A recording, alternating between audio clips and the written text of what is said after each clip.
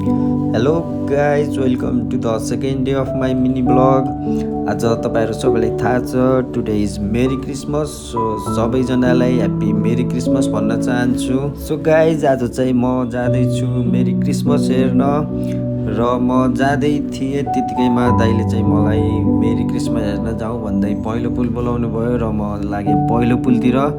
र पहिलो पुलनिर मैले दाइलाई भेटाइसकेपछि हामी दुवैको अब मेरी क्रिसमस हेर्न आइप्लेक्स मलतिर जाने प्लान भयो र हामी लाग्यौँ आइप्लेक्स मलतिर।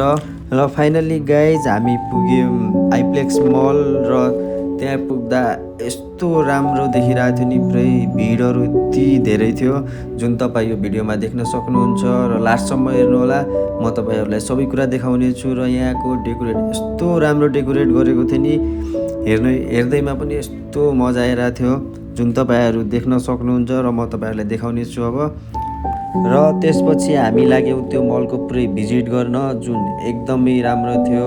भित्रको पुरै डेकोरेट पनि एकदमै राम्रो थियो जुन मैले भिडियोमा देखाएको छु। र सबैलाई थ्याङ्क यू सो मच भन्न चाहन्छु अन्तिमसम्म हेरिदिनु भएकोमा। र सबैजनाले लाइक, सेयर अनि सब्सक्राइब पनि गरिदिनु होला।